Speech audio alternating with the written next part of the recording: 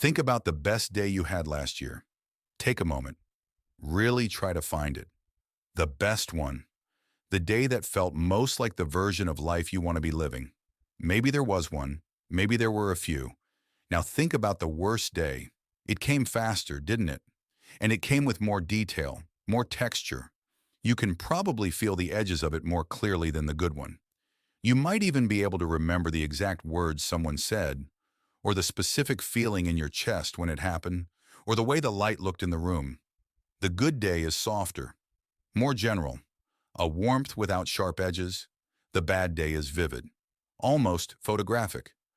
And you have probably wondered at some point why your brain does this, why it keeps the painful moments in high definition while the happy ones blur into something pleasant but vague.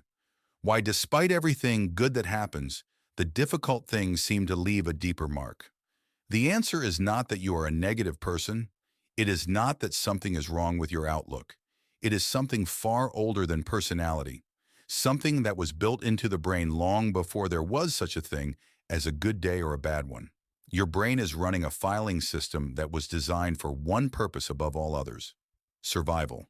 And survival, for almost all of human history, depended far more on remembering threats than on savoring pleasures. Think about what your ancestors faced. A moment of danger, a predator, a sudden attack, a failed social encounter that resulted in being cut off from the group, required an immediate and permanent update to their understanding of the world. Something changed. Something was dangerous. And the brain that failed to encode that change deeply and accurately was the brain that repeated the mistake. And the brain that repeated the mistake did not survive long enough to pass anything on. But a beautiful sunset, a satisfying meal, a moment of warmth and connection, these were good. They were worth having. But missing them, failing to remember them perfectly, did not cost you your life. The cost of forgetting a good thing was much lower than the cost of forgetting a dangerous one. So your brain evolved a bias. Psychologists call it the negativity bias, the tendency to register, encode, and retain negative experiences more deeply than positive ones of equivalent intensity. It is not that negative events are inherently more significant. It is that the brain was built over hundreds of thousands of years to treat them that way. Neuroscientist Rick Hanson describes this beautifully.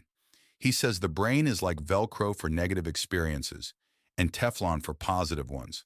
The bad sticks, the good slides off. Not because of anything you did, not because of your personality or your history or your choices, because of the architecture. The amygdala, your brain's threat detection center, responds more strongly to negative stimuli than to positive ones. It activates faster. It encodes more deeply. It flags negative events as requiring more attention, more processing, more storage. And because emotional intensity is the brain's filing system, negative experiences with high emotional charge get stored in a way that makes them easier to retrieve, harder to fade, more resistant to time. This is why a single critical comment from someone can outweigh 10 genuine compliments. Not because the criticism is more true, but because your brain gave it more processing power. It held it longer, turned it over more times, cross-referenced it with other memories, attached more meaning to it. By the time the brain was done with it, the criticism had been filed in triplicate. The compliments, meanwhile, got a polite nod and moved on. This mechanism shows up in relationships, in your memory of arguments versus your memory of tender moments, in how easily you can recall a time someone let you down versus a time they came through, in how a single bad interaction can color an entire relationship while 100 good ones somehow feel less permanent. It shows up in how you think about your own performance. The mistake you made in a presentation 3 years ago lives somewhere accessible in your memory. The parts of the presentation that went well have largely dissolved into a general sense that it was fine. And it shows up in how you think about your days. The difficult conversation, the frustrating commute, the moment of failure or embarrassment, these leave fingerprints. The ordinary beautiful moments, the coffee that was exactly right, the unexpected kindness, the feeling of being genuinely understood by someone, These tend to pass through without leaving the same mark. Now here is where it gets more interesting. This bias is not fixed. It is a default setting, not a destiny. The brain built the negativity bias because negative encoding happened automatically. Threat signals triggered the amygdala, which triggered deep encoding without any conscious effort. You did not have to try to remember the frightening thing.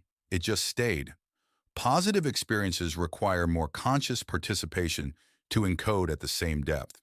They do not trigger the amygdala in the same way. They do not automatically get the deep filing treatment, which means if you move through a positive experience quickly, without staying in it, without letting it fully land, the brain processes it briefly and lets it go. Rick Hanson's research points to a practice he calls taking in the good. The idea is simple, but the neuroscience behind it is real.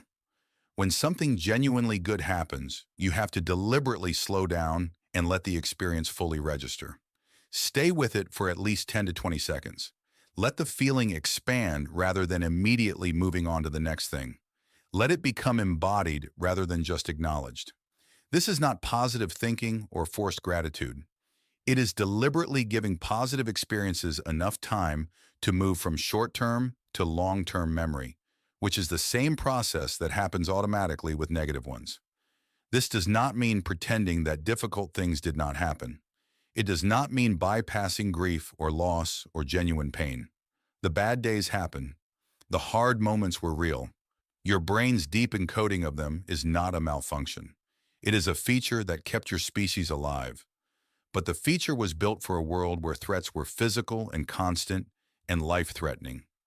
Not for a world where most of the negativity you encounter is social friction, minor setbacks, and the ordinary difficulties of a complex human life. The system is still running, the encoding is still happening, but many of the things it is encoding as serious threats are not actually threatening your survival. So the next time a good thing happens, something small or large that genuinely makes you feel like the day was worth it, you have a choice your ancestors did not have. You can let it pass the way positive experiences usually pass, or you can stop. Stay with it. Let it become something that your brain actually keeps. The bad days will keep their detail whether you try or not. The good ones need a little more from you. Not because something is wrong with you, because something went very right with your ancestors. And the brain they handed down to you is still running the program that kept them alive. You just have the rare option of updating it. If you enjoyed this, consider subscribing for more.